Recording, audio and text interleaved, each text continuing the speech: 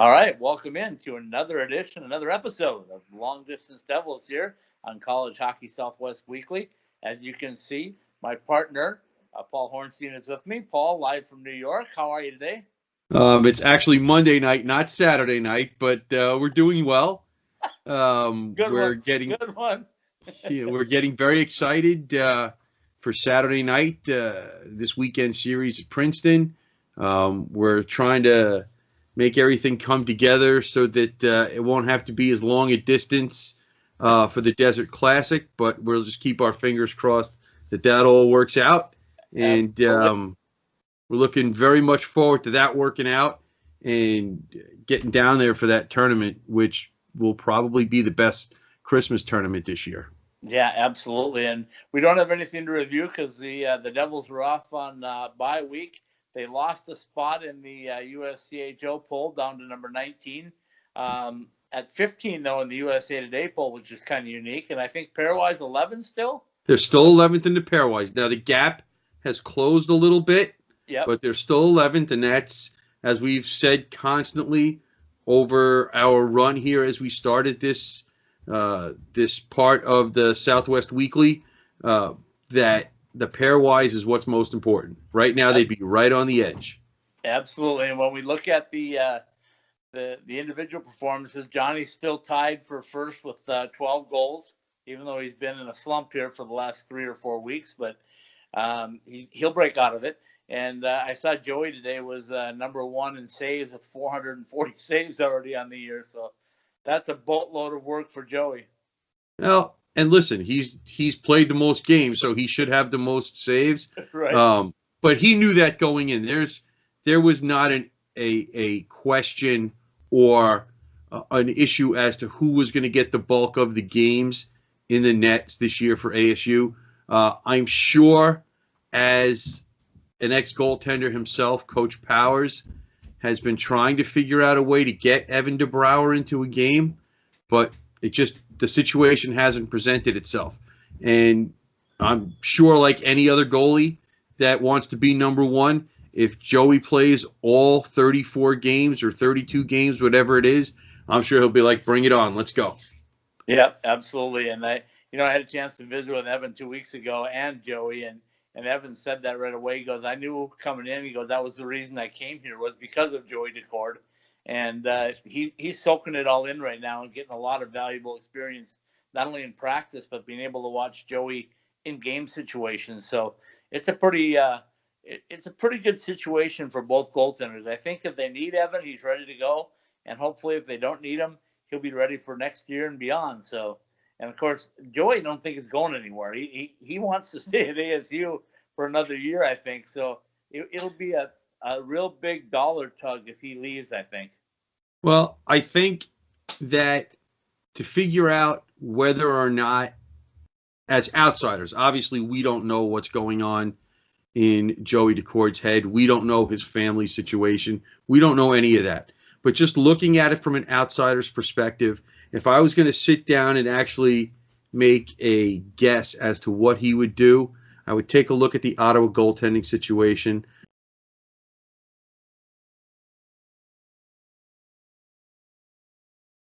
Craig Anderson not really going anywhere. Right. He's not that old. He's got a lot of years left. Would it be better for Joey to play 35 games at the NCAA level or 60 games at the East Coast level? I don't know what their AHL goaltender, but these are all the things that you would have to look at as an outsider to make an educated guess as to whether or not he'll stay the last year of his 4. I'm sure all of us at ASU and all of us ASU followers would love to see him stay the full 4 years. But we won't know that, obviously, until the end of the season. And honestly, that extra year of experience, not necessarily for Decord, but for the rest of this roster, could make a huge, huge difference as to this year, as we're sitting here and speculating, will they get enough wins to get in? Are they going to be able to bounce back from this or that? That extra year of experience is these guys would be second and third year players, as opposed to first and second year players in that top 19 would Right. make a huge difference. And obviously, having a All-American caliber, Richter caliber award winner goalie as a senior would make a huge difference as to what the expectation level of this team would be next year. Well, and I think that's going to weigh a lot on Joey because he came to ASU to help build the program, to be the tradition, to start things. And I think if he's got an opportunity, unless something unforeseen happens, I can't see him opting out of a final year at ASU for ECHL or even the AHL at this point. Because, I mean, let's face it, that's not the most glamorous thing in the world. And right now, you're a star, you know. So, it's yeah. The EC. Listen, brightly. Obviously, that would depend on what Ottawa wants. But if you were playing 60 games at the American Hockey League level as opposed to 60 games at the East Coast level, that's a big difference. Yeah. That's a big, big difference. And like I said, I would have to look and see what Ottawa's pipeline is for goaltenders to know how Joey would fit in right now. And obviously, that's not something really for now. That's for something to look at the end of the season when we're trying to see what happens next year. Absolutely. But that's the way we're looking at it. All right, so let's talk a little bit about this weekend coming up with Princeton. You're going to be there Saturday night. You're looking forward to it. The guys to see what you think of them in person. I'm going to be at practice this week to see how they look. I know they had a pretty fun week of practice last week. They took some time off. They had a chance to just have a good time and relax and kick back. And I think they're going to be burning a pretty hot fire when they get to Princeton because I think they've got a sour taste in their mouth from Nebraska Omaha. And I think you're going to see maybe a team come out and play a little better Friday night. Well, let's hope so. As I looked at this weekend's games, I looked at two teams, and obviously based on the numbers don't tell you the whole story, but just based on what observations that I've made and can see, these are two pretty even teams. Yeah. The key will come down is to honestly who gets the secondary scoring. Right. You expect ASU to get scoring from that first line, even with Tyler Bush out for a game. If they put Phil Bunces in on that other wing, I don't see a lot of drop off. We know what we're going to get from the third and fourth lines, and so what kind of secondary scoring will they get this weekend? Princeton is pretty much the same way. They have their top line of Kuffner, Reish, and Verano, and their scoring drops off after those top three guys. So this is very much an even matchup. I would give the ASU the slight edge in goaltending because most weekends they're going to have at least a slight edge in goaltending. And so looking at it from the outside, that's what I'm seeing early on. I was hoping this weekend to get a little bit of a view at Princeton play Quinnipiac. Yep. The shall we say, the worldwide leader was not so leaderish this past weekend with their streaming feeds. Ice Time Hockey Southwest has got to get on board, I guess, and become the worldwide leader in college hockey streaming. Yeah, I went to go watch the game because it all the links and all the it's streaming here, streaming there, and I went to click and says event not available. Well, why not? First of all, I'm paying for it. So Let's go, ESPN. I'm paying you money every month more for this on top of what I'm paying you for my cable bill every month. Let's go. Right. So I didn't get to see the two games this weekend that I was hoping to see because Quinnipiac is a really good team. Yeah, absolutely. He is built, and I know it's a tangent, but he has built a solid program from the ground up. And if ASU was to copy Quinnipiac and just follow in their footsteps, people would be very, very happy.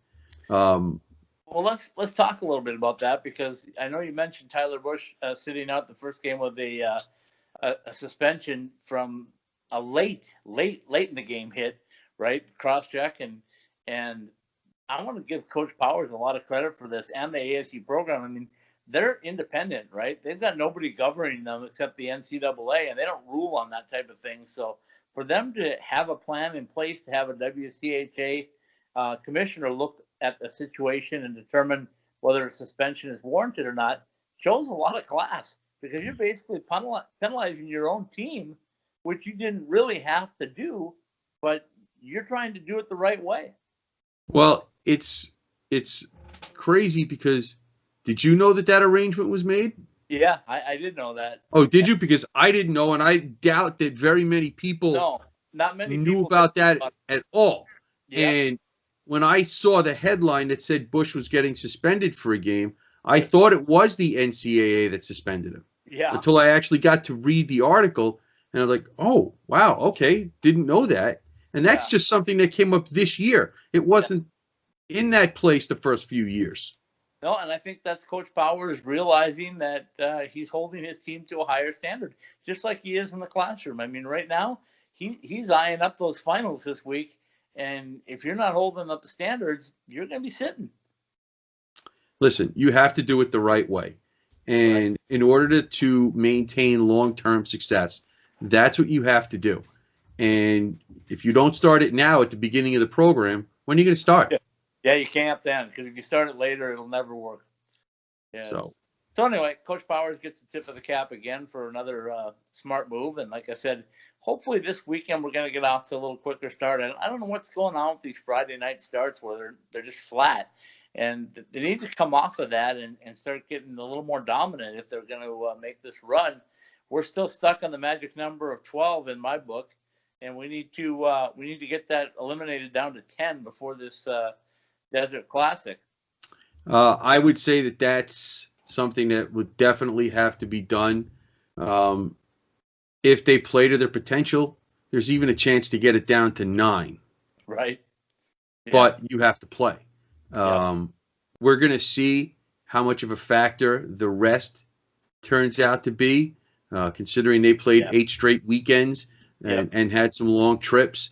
Now, it was finals week, so that kind of has its own stress factor, but it's not the same as getting on a plane and going 3,000 miles. Yeah, exactly. That's a mental toll, not a physical toll. Exactly. So knock on wood, everybody's still healthy as far as I know. We'll see what practice looks like tomorrow and get ready for what lies ahead.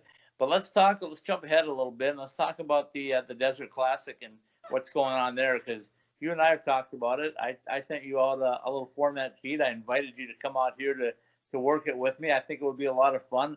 We're going to announce our first College Hockey Southwest Weekly podcast in addition to our webcast. So not only do you get to see our pretty faces, but you get to hear our voices as well. Well, I think that's probably the preferred method, to be honest with you. I don't know. I mean, you're much prettier than I am, so I'm not going to sit here and, as the expression goes, face made for radio. As we look at it, we're going to do a little preview, a little trial, if you will, on the 19th. Get some information out on the 4 teams coming in. As we mentioned already, you're looking at 4 of the best teams the top 20 teams anyway right now, with the University of Minnesota Duluth, Minnesota State, Clarkson, and of course ASU. We already know that Clarkson and ASU are going to play in the first day, and Minnesota State and UMD will play also. And then we'll see how things shake out for the Saturday night game. But one thing that's really nice about this one is it falls at just the right time. The games are on a Friday and Saturday. They're between Christmas and New Year. So there's a bowl game in Phoenix on the 26th, the Cheez-It Bowl. No comment. So that'll be going on the 26th, but the 28th and 29th are completely reserved. I was just talking to somebody at a hotel out at Westgate today, and they were telling me that the rates are really pretty reasonable all the way up until Saturday night, because nobody for the Fiesta Bowl is coming in till the 29th. Oh, that's great. Because that game will be played on the 1st, so it's pretty much wide open for hockey to take over, and I'm hoping that we can get some publicity up there and get some fans in the seats, because, I've watched a lot of hockey. You've watched a lot of hockey. I don't know that I've ever seen a holiday tournament with 4 top 20 teams potentially ever.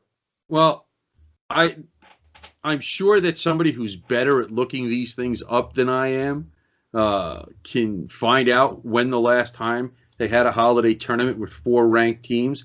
Let's hope that ASU and Clarkson hold up their end of the bargain. Right. The fact that ASU jumped into the USA Today poll after not being ranked last week is a good sign. It shows that they are getting some respect, as we mentioned last week, on a national level, even just to stay in the USCHO poll when they could have just as easily dropped out. Although if you look at the results from last weekend, those teams right around ASU between 14 and 20, there were a lot of splits, some sweeps, a lot of overtime games last weekend. Yeah, there were a lot. There was over a dozen overtime games last weekend. Some of those sweeps. Princeton, who was in that 19 spot last week, fell out. So that's even more interesting. Well, like I said, they got swept by Quinnipiac, and Quinnipiac is a top 10 team. So, how much of that was, and I wish I could have seen the games there, worldwide leader, that I paid for. Because I wanted to get a firsthand view of Princeton before we go out to the games this weekend and get a better chance to concentrate on them specifically, as opposed to when I'm watching them play ASU, where it's more of a balance of trying to watch both teams and seeing what both teams are doing to get a true idea of what's happened on the ice and get a feel for the games. Just because I wanted to see how they might match up with ASU, even though I think it'll be a pretty even weekend. I don't want to see ASU get swept, but is it possible? Yes. Is it possible that ASU sweeps? Yes. That's how even I think, just by looking at the numbers, that these teams are. Yep. And you're right. I would think, though, that ASU coming off of the bye week, and even though they got to travel, and like you say, Princeton had a rough weekend with a very good team. That's got to take a toll on them. I don't know what their injuries were, if they had any injuries last weekend or anything at this point, but I'll check in with Coach Powers tomorrow. He'll let us all know as we get prepared for it. But again, I'm gonna jump back ahead to the holiday time. I mean, I was going to get back to that. So if everybody holds up their end of the bargain, 4 top 20 teams in a tournament, including 2 teams that'll probably be in the top 5. Right. Well, I'm ready. Yeah. If things work out, going out there to see the 2 games that ASU is going to play, would really be looking forward to the Minnesota State Duluth game, and going up to BU next month. I'm going to get a real firsthand feel for this team. Yep, absolutely. When we look at the guys coming in, of course, Hunter Shepard, the goaltender at Minnesota Duluth, is outstanding. He could be the difference maker for them, not only this season but in this tournament. And Joey's going to have to play well on his end of it. And Minnesota State, they just come at you in waves. There's just nothing that stops that team. It doesn't seem like. Listen, ASU is going to have to play its best to give a representative showing in that tournament. It's too early to say, do I think they have a shot to win here?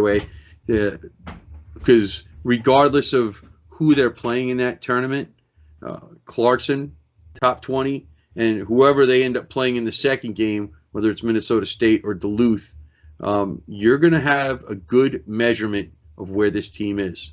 Not just for the season, but for the program itself.